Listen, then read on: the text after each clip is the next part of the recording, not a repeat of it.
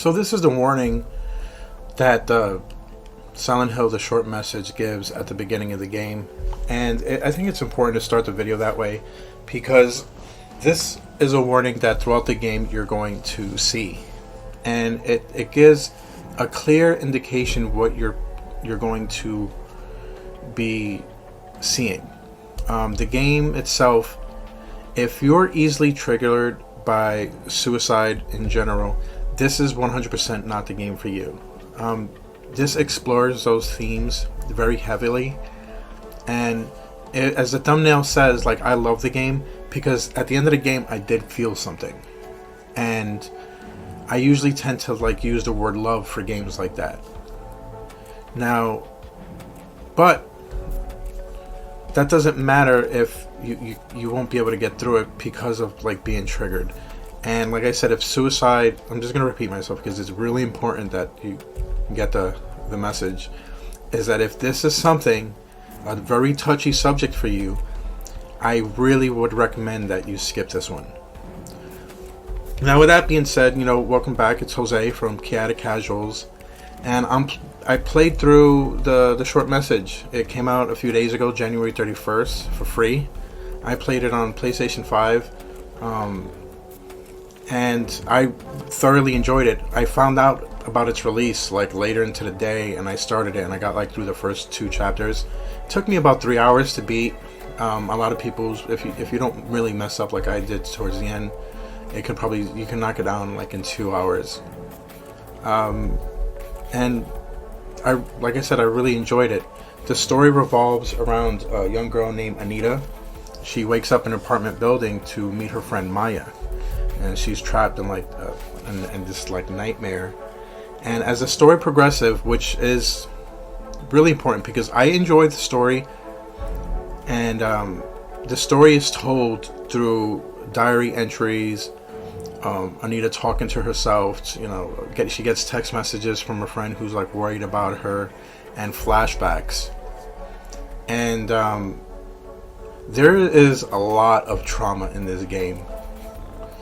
And at first, like, it took me a little second to kind of like really get into it, or just to take it as seriously as it wants you to. I mean, just even like I said, I in fact at the beginning of it, I wondered once I saw the theme of suicide, I wondered if by the end of it I was gonna be like, maybe they shouldn't have done that, But like I said, by the end of the game, after feeling something for it, those thoughts went away. In my personal opinion, it was done tastefully. The theme of suicide, and that's like not only the thing that can be triggering too. There's themes of suicide, child neglect, trauma, and school bullying. All things that can be very touchy to certain, to people, especially if you've been through like all of it, or someone close to you who's had it. So now, if this is something that that you personally that you can handle, there's no real reason not to play it, because first, it's free. And you can kind of knock it down quickly. I mean, obviously, if you don't like horror, I don't know if this would be the thing to kind of change you. But it is spooky. Like, the building itself, like, it's beautifully detailed. It's just very creepy. And the only thing is, okay, I've seen other people saying that, like, Silent Hill's back. Like, I've seen some reviews online. Honestly, I don't really even think that they, like, the only thing that really shows that is Silent Hill is there's this little circle thing at the beginning of the game when you start, that I remember being in Silent Hill 3 for sure. I can't remember if it was in 2. It might have been.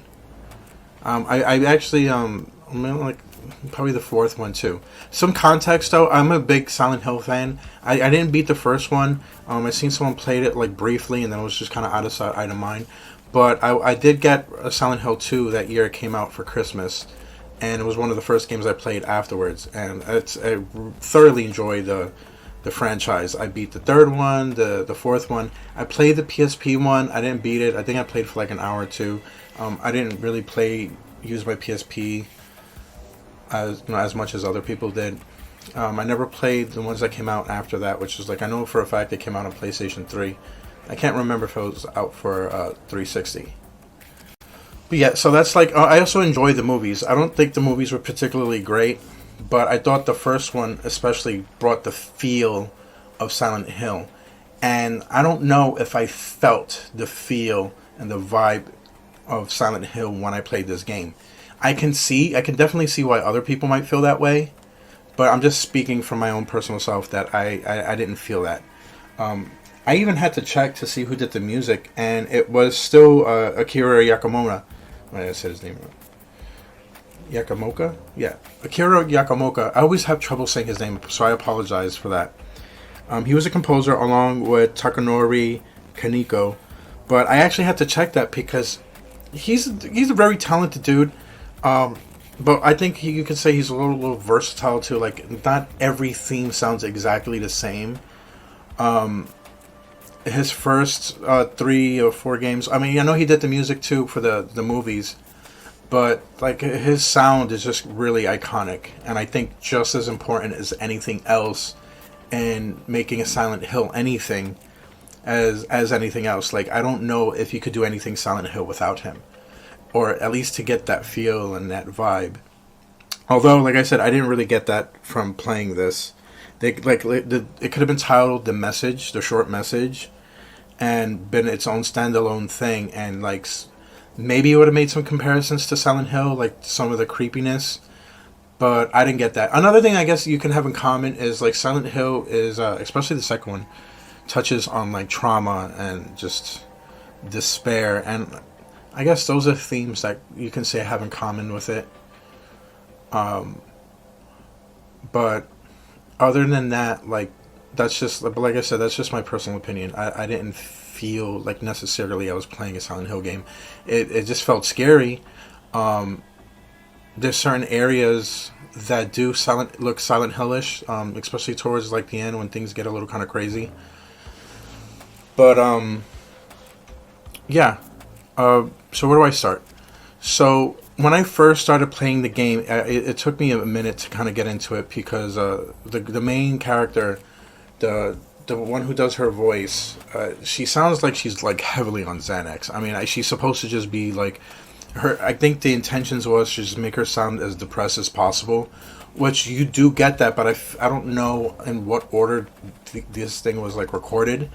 But she just sounded like very like, yeah. And then I went downstairs and just, you know, and it took me out of it a little bit. But like, I was all in. I was like, dude, this couple-hour game, man. It wasn't really that hard an investment to kind of just like take it seriously and take it all the way through. So, but as the game progressed, I kind of just forgot about that completely. Like, it wasn't distracting at all. I became acquainted to her, you know. I started to feel like I was able to relate to her to some degree. I mean, on a personal level, I suffer from depression. I take medication for it. So, on some level, I can relate to how she felt, and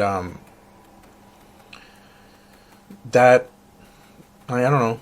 That just seems like it's not necessarily easy to do. Like, I guess just getting someone to relate to anything, especially when you're dealing with topics like these, it's not an easy task. But at least with me, myself, I felt something. So now the gameplay, it can be described as just like a walking simulator, except like later in the game, there's times that you quote unquote run. I would have to look back at it, but you walk very slowly throughout the game, which actually adds to the feel.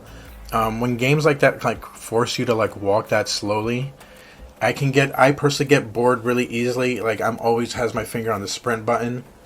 But this is like the first game that I can think of that really just made me just enjoy that pace of walk. I mean, there's just a lot to see.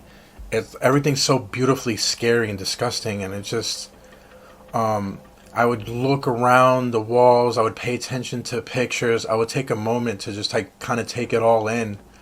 Where there's other games that are like really slow. Like if what was that Elder Scrolls game that came out before Oblivion? I know the walking's really slow on that unless you sprint and you use some energy.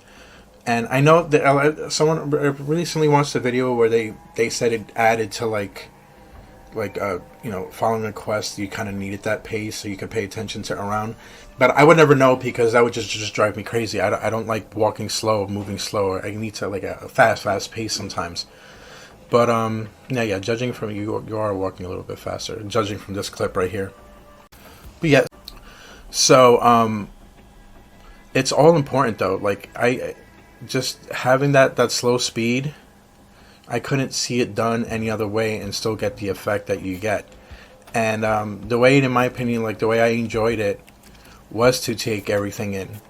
So where did I get at? So okay, so now the story itself is told. I think I said this before. It's told through journal entries, cutscenes, dialogue, self-dialogue, flashbacks, and by the end of it, you get a cohesive story. You understand what is going on, why things are happening the way they are. I mean, with Silent Hill, you never really know why, but it just makes sense. To me, this felt like almost like it could have been like a Twilight Zone or a Black Mirror episode. And I wouldn't mind seeing games short like this, like just like 2-3 hours, like a little quick story. In the future, like I wouldn't have mind paying like $10 for this, to be perfectly honest with you. Like the production is just beautiful. I mean, like look at this, look at all those things that's going on in the screen right now. Those eyeballs and just like sticky notes papers, and it feels really good. Now I know. Okay, so what are the things that you can compare to other survival stuff, right? You have like the most recently Alan Wake 2, Resident Evil. Each of them have their own feel. Like Resident Evil is like more corporate, biohazard type thing. Alan Wake is more ghostly, supernatural, where Silent Hill is like supernatural, but more like a demonic. Like it has that demon feel. Like you could picture yourself like this is what hell would be like. And that in itself, like that, the way things look around, that's another thing that it does have in common with the other Silent Hills. That sense of like what it looks like, like what you can picture, that maybe you're stuck on a limbo or some type of like negative, thing when you die or whatever. Like that in itself could be completely believable. I guess in that way, like it does have in common with other Silent Hills. I just think that there's just maybe too common, and thinking off the top of my head, I guess I can't think of any. Oh, there was a point to this. Oh, yeah, too. So, Resident Evil 7, when it came out, right, it was one of those things that really brought Resident Evil back to its roots. Like, it didn't take the tank controls, but it felt that same claustrophobia, exploring feeling that you got when you played it, right? Because, like, once 4 hit, it became like an action horror game, and then 5, and then 6 completely just went straight up action. It was just... it wasn't even, I barely can call it a horror game, And then I think that's what this was trying to do, like get a new look. I mean, I know the PT demo came out. I actually never played it, so I can't really make much of an opinion. But if they made a complete Silent Hill game like this, I'd be all for it. I think so anyway, because as long as it would... I feel like the 3 hour or 2 to 3 hours that it took me 3 hours, but this short game could only have been like with the story it's contained with, because I don't know if I would have enjoyed stretching out this story any longer. So, anyway, those are my thoughts. Check it out if you're able to, if it's for free, and as long as you don't feel like this is something that would trigger you. Or, like I said, suicide, trauma, child abuse is a kind of like a touchy subject for you. And if you like horror games, yeah, there's really no reason not to try it. So, thank you for watching the video and listening to me rant. And have a good day. Thank you.